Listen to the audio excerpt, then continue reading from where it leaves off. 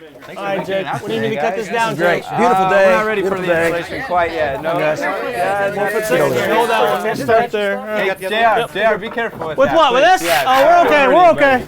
Hey, welcome to Between the Studs, and I guess you might even say studettes. We're Granite Ridge Builders, custom home builders serving northern Indiana, parts of southern Michigan, also northwest Ohio. Each week we love coming into your home and to talk about our business, construction, new construction. Today we're outside. We're in a new area called Canyon Bay. It's located just east of Coldwater Road and on the Gump Road. And I think, Luke, this was your idea. Why did we come outside today? Well, it stopped raining. I was able to get you guys out of the AC, and I wanted to get you guys on the job site. You mean to actually work? Right, yeah, I'm going to put you to work. Work, Yeah. okay, all Yeah, right. so be ready. But All right. this is my home right here. This is where my expertise fall into place. So I wanted to take the opportunity to bring everybody out to Canyon Bay here. We have several job sites under all different phases of construction, and we're just going to walk through it all and kind of go from the ground up. This is fun. Let's build a house. Okay, let's go. All right. Can I finally cut something out? Can we go? Turn that thing off.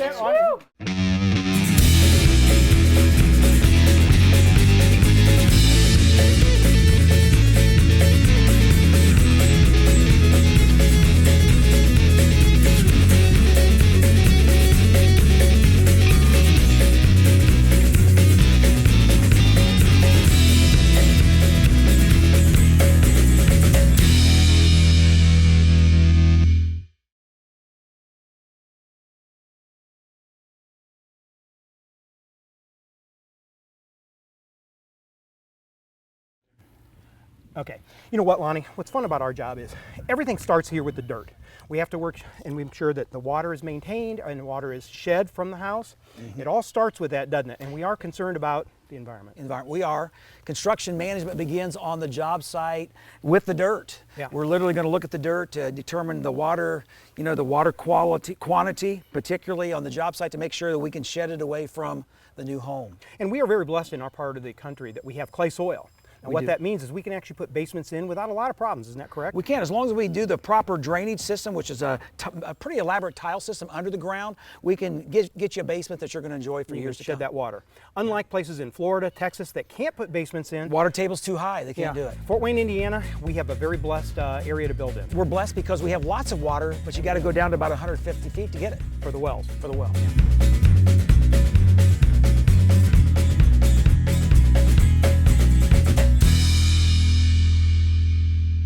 Luke, we are out here at Canyon Bay Yep. on this gorgeous afternoon. One of the first things that we do when we start a lot and we're going to start building, we kind of get it ready, kind of bench it and prep it. What do we do from there? Well, after we bench it, we stake it, which they simply just mark out every corner of the house on the lot. And then from there, we get into the concrete stage. So we trench the footers, we form up the concrete, and then we start what we call our underground mechanicals. So that's like the plumbing and in some cases the heat runs.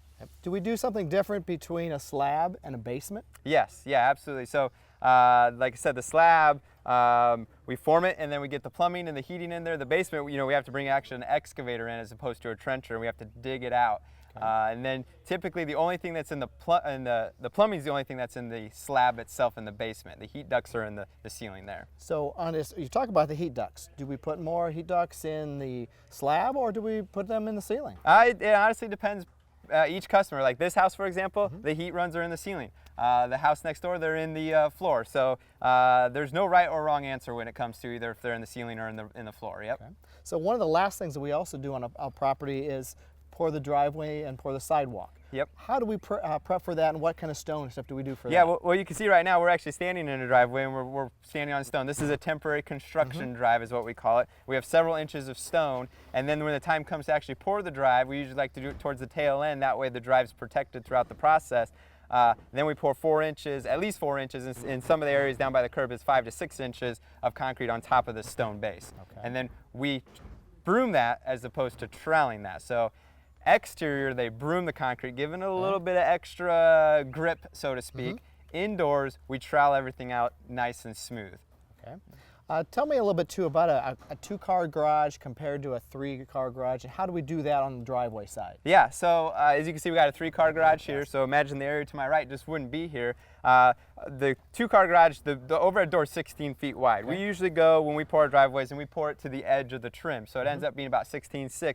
Whereas a 3rd car, when you put that in, we actually have what's kind of a hump.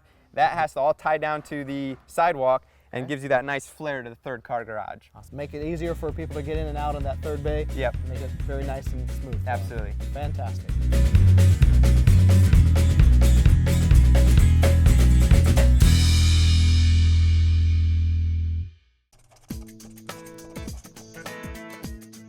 Granite Ridge Builders has hundreds of floor plans to choose from, all of which you can custom design to accommodate your personal needs. But what if you have your own plan or ideas? That's okay. Our 3 professional on-site draftsmen are ready to take your ideas and turn them into a reality. Just give us a call or shoot us an email.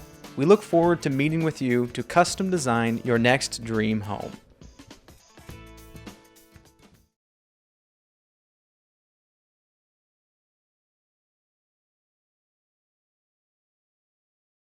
Kayla, we've gone from cellars to basements, and now we call them lower levels. We do. Look at the difference with these long daylight windows. Now, some houses you can have daylight windows like this, some you can't. We'd love to talk to you about what options you have for your lot. And these are great because it is an escape, too, in case there's an emergency. Now, what can you do here with this ledge? Well, you can have some nice wood trim there. Another thing you could do to play up the bottom part here is have some nice wainscoting. It can be a setting to go around your whole room even. Great. Okay, Luke, another part of the basement when we talk about concrete is the wing wall. Could you explain what this is exactly? Yeah, absolutely. So right here, like you mentioned, it's a wing wall, or sometimes it's called a retaining wall. Okay. So we have to put these in every once in a while. As you can see, this basement, it's got nice big daylight windows in the back. And then next door, we got a slab that's got a nice rear covered porch. Well, there's a lot of grade difference between that rear covered porch and the grade we're standing on. So somehow we have to retain that grade, and that's what this wall consists of. So it's not a maintenance nightmare, and it's not always washing out.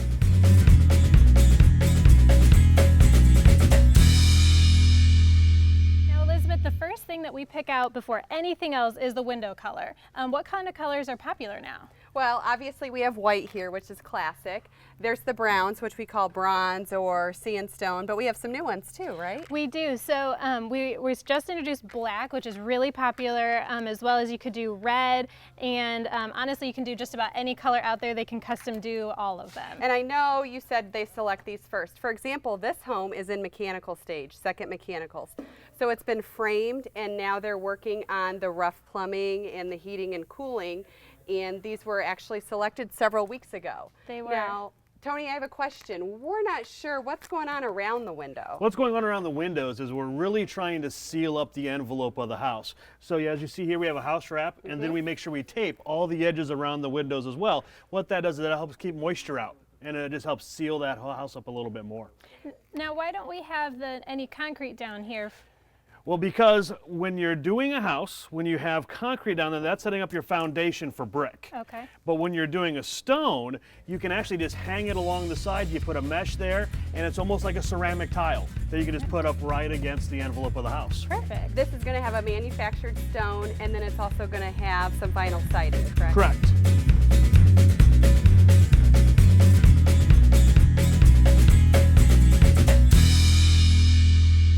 Right now, we have just passed the framing stage, and we are into what now? Mechanical stage, correct? We call it, Izzy, the mechanical stage, which means the home has been framed, windows and doors, and the roof have been installed.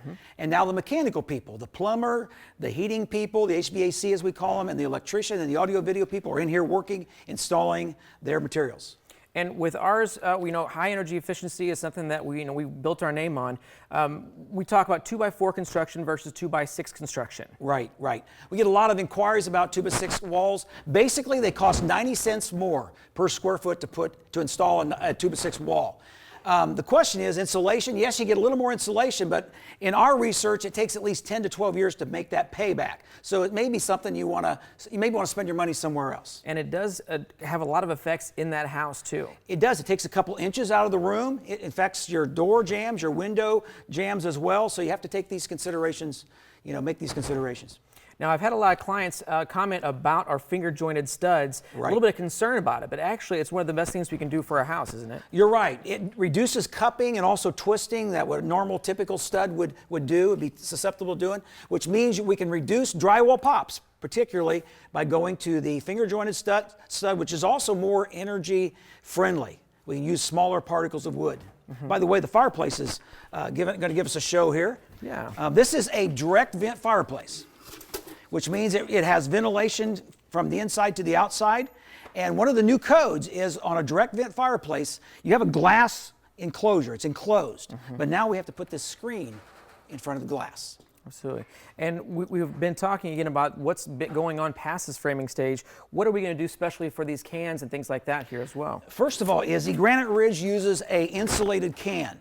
That's very important because they're up in the attic where there's cold, and then we've got the warm air coming up, and there'll be a lot of condensation or moisture building up on these cans. So we do use an insulated can. Very critical in the construction process. And we talk a lot about green building as well, and I've noticed that this bottom board here is green, but that's not what we mean by green construction, correct? No, that is a treated perimeter plate. It stands up really well against moisture and also keeps the bugs out to some degree. And when you're looking at a window here, I did notice that there's a little bit of space outside of the window here. Right, you're right. That's a little bit of a gap, and we're going to use a urethane foam around this window to make sure we seal it off properly. And if we use the closed cell foam. Closed cell, polyurethane. What happens if you would use the wrong kind and use an open cell? It's going to expand, and if you ever had a problem getting a window open, it might be you used the wrong foam. And these windows here are double hung windows. Right, tilt wash or double hung as they call them. Very efficient. That's an Anderson high performance window, low E argon, critical on the energy side of things to use a good window. And it comes standard with Granite Ridge. It's a standard Granite Ridge home. You're right. Also, I want to make one other point. When it comes to framing, it's very critical how you seal the perimeter plate. Absolutely. Granite Ridge has like a 3-step process. There is a bead of blackjack underneath the plate. Then there's a seal sealer. It's kind of a foam stuff that lays between the concrete and the plate. And then you'll notice the blackjack, that another bead of blackjack along the perimeter there, critical because we're going to do an air test, a blower door test when this home is finished. We want to make sure that there isn't air infiltration and leakage, particularly at the plate. It's all about making something high energy efficiency, and it's standard for all of our Granite Ridge homes.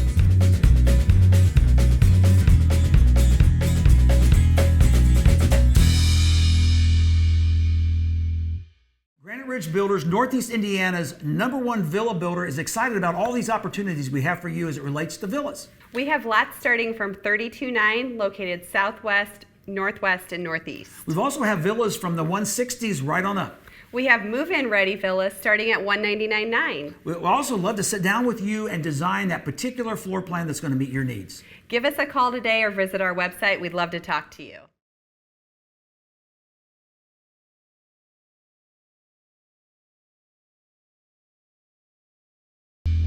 Really nice furnace. Yeah, do you remember when they used to be 70% efficient? Now they're all up to 96.2. Yeah, they've come a long way with these.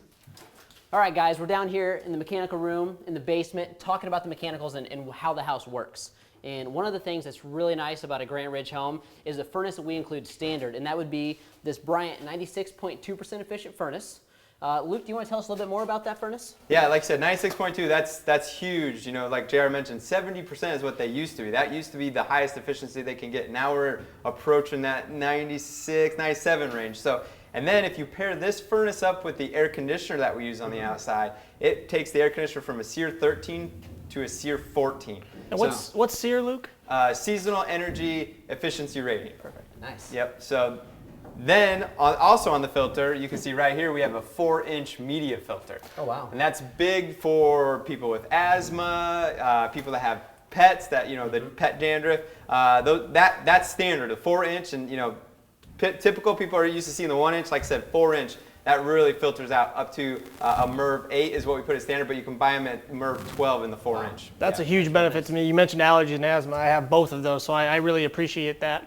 I also appreciate the fresh air intake system that we do as a standard. Would you talk about that? Yeah, absolutely. Up here in this corner here, this is where the fresh air intake is. So what it is that goes straight to the outside. That brings fresh air from the outside into and mixes it with the air that is being recirculated inside. Now the question is, well, why would you want to bring outside air? You know, oh, that might be more polluted. Well, no, most houses are actually more polluted in the house than it is outside the house. So we're trying to exhaust that stale air and bring in that fresh air, and then also it helps with that tightness of the new homes that we have going on right now. This house, it has blue board, everything's taped, it's extremely tight, it's not breathing on its own. So that's why we put the fresh air intake standard in all of our houses. That is really nice.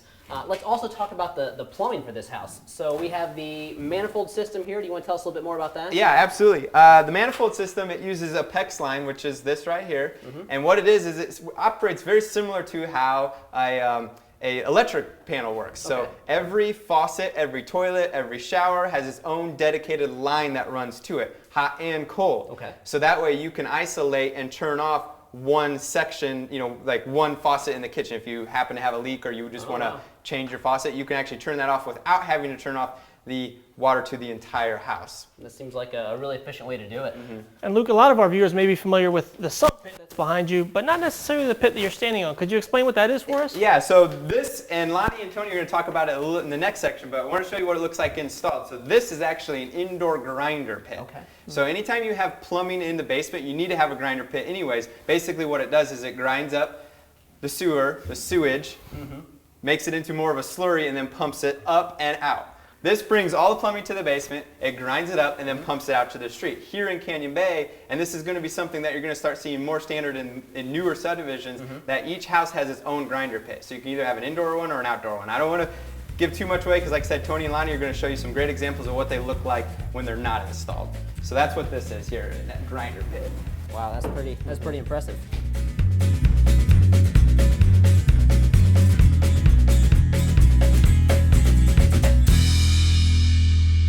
Lonnie, I think we get the dirty job here, but here's my question: is they made, I guess, reference to the grinders. Now, this is an indoor one. This is the one that we saw installed. Okay? Right. Could you kind of explain what is a grinder? And it's a very new term for a lot of people. Why do I even need one? Okay. Well, we're in an area where the sewer is actually a low pressure line. And so we can't just let our wastewaters flow into that line. We have to push them into the line. And so we're using a grinder system like you see here. And so tell me what this does. This actually helps out the city utilities. Is that my, I guess, recollection of this? It does. We're grinding up all your wastewaters and effluents, and they're coming into this pump. They're being ground up, and then they're being pushed out as a liquid into the lines. Okay, so if anybody's ever had a problem, let's say with trees getting in their roots, I guess, things, roots, things like that, this will probably help that, because how big of a line do we need? Just a 2-inch line is all we need. And that replaces a great big 8-inch, 10-inch, 12-inch, who knows? Yeah, on the gravity side. Okay, so where's this going to sit again? In the basement? This one's going to sit in the basement. The other thing that's really positive about setting them in your basement is you normally have plumbing in your basement. Well, all that plumbing can flow to this as well. So it takes care of your plumbing needs in your basement on the lower level. Liquefies it, gets it out to the city. Right. Now we're in Canyon Bay. Canyon Bay, right. And this whole subdivision of about 25 lots is going to be a grinder subdivision. It is. I think it might be the first in, at least in our experience in our area. They use them a lot on lakes. It's becoming a very popular option for taking care of wastewater. Show me what you're standing next to. This is the outside equivalent to the inside equivalent. Okay. And the reason it's so large, Tony, is because this part needs to set under the frost line. That makes sense. So that way you have no problems with freezing and things like that, right? Right. Okay, let's go for some costs. Okay. What are we looking at?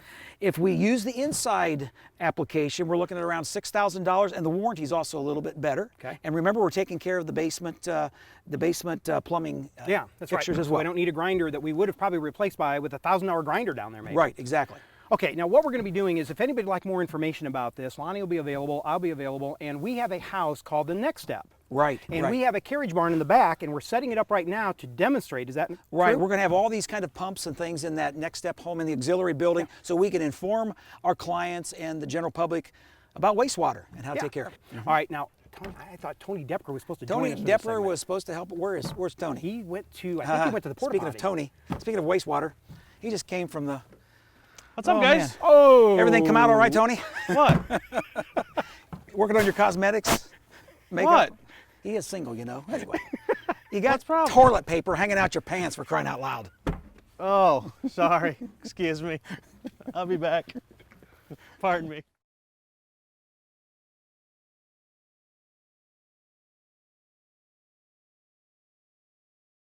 So now we're going to talk a little bit about setting up your home or staging your home. Sounds good. So one of the first tips that I want to start with is how to rearrange furniture in a great room. One of the biggest things you don't want to do in a great room is angle the sofa, especially when you're staging the house. It'll make the room look very small.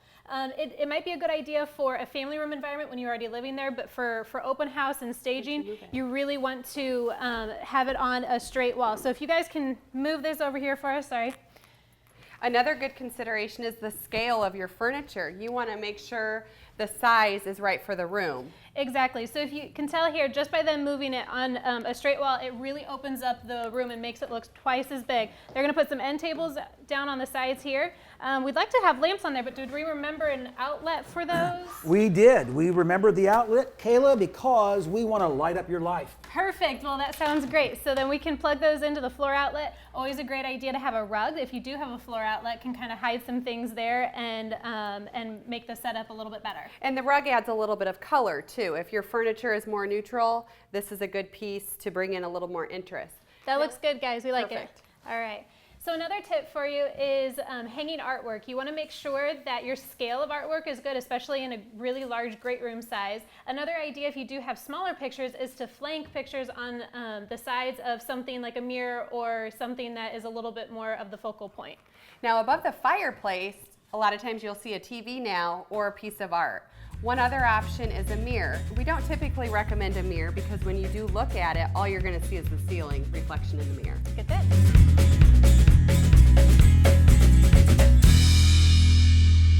Guys, we have way too much furniture in here. Can you take away some of these chairs? Let's put them back here. I think that'll really help, and I'll move this one here.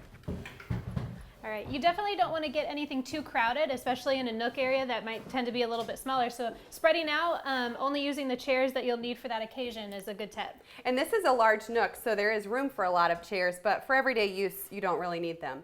Another good tip is setting up your windows in a nook. We're seeing dining rooms kind of falling by the wayside, but most people still have a piece of furniture they may want to use.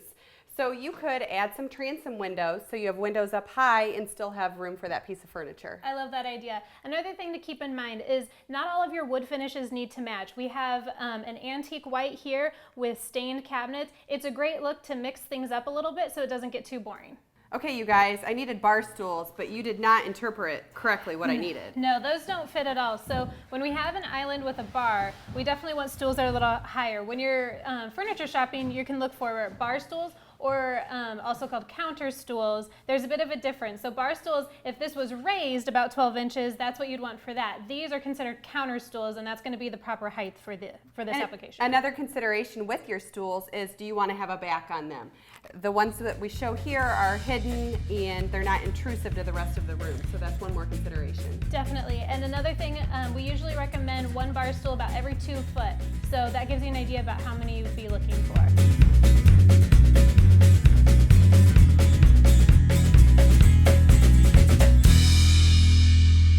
Another great tip when decorating or accessorizing is using odd numbers. The eye draws more attention to things in odds. For example, what we have here on the mantle, a grouping of 3. Exactly, and it doesn't always have to be the same 3 things either. As you can see here, you can really mix it up a little bit. And Lonnie, if you can bring in that plant and finish this off over here. I'll do it's it. really nice to have a little bit of greenery and life in design too. Yeah, That looks like poison ivy. Yeah, well anyway, hey, I heard you mention odd numbers, and they tell us, the landscapers tell us that we should also use odd numbers when we landscape. 3 plants, 5 shrubs, for example, 5 trees. I guess that makes sense. Hey, by the way, guys, we're running a little late. We need to close. Let's go. Oh, let's go.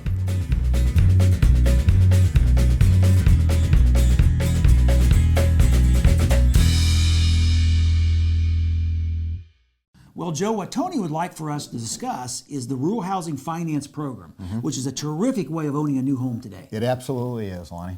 And Joe, as I understand it, you took advantage of yourself a few years ago. That was quite a few years ago. My wife and I took advantage of this program 37 years ago, Lonnie. It's pretty amazing. And believe it or not, you can get into this home with no down payment, 0 down, True. minimal closing costs, Well, maybe even $0 in closing costs. even possibly no closing costs, and monthly payments from about $650 per month. True. A lot cheaper than renting. It's a lot cheaper than renting. Why would you rent? I know it. And we're talking about a custom home that you're going to design, and we're going to put your appointments in. Exactly. How much home can I get for this one? Well, up to $175,000 or possibly even more, depending on which program you qualify for. That's a lot of home. It's wonderful. It's exciting. Call Granite Ridge Builders, 490-1417, 260 area code. Talk to one of our home specialists. They'll give you the information. Take your application. We're going to help you realize that dream. Absolutely.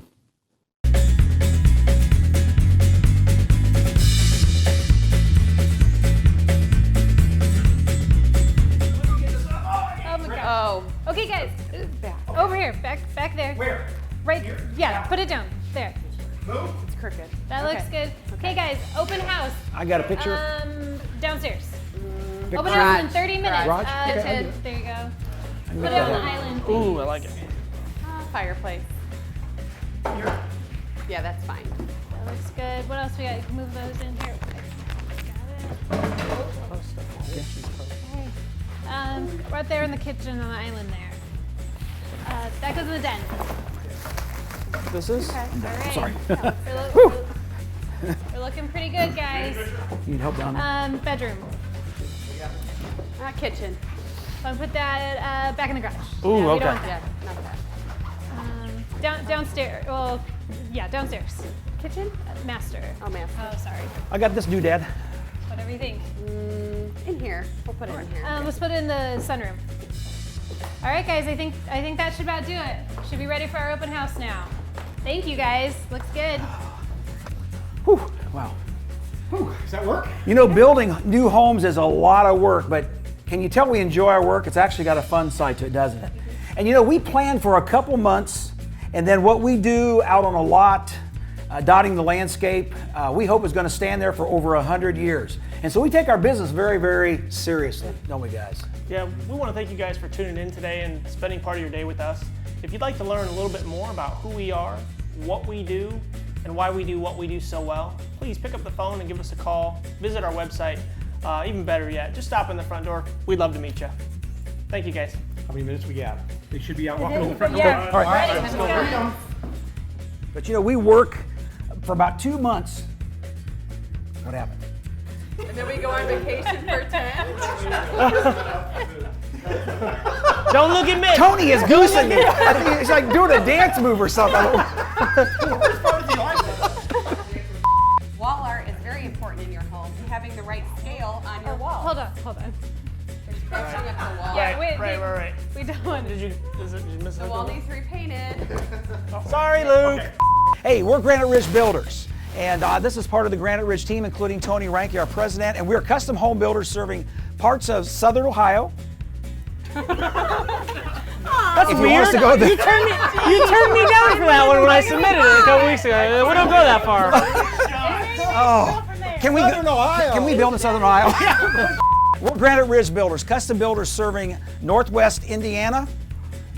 Okay. Lonnie, do you know where we build? Hey, we'll get there, but Northwest, now Southwest. Holy smoke.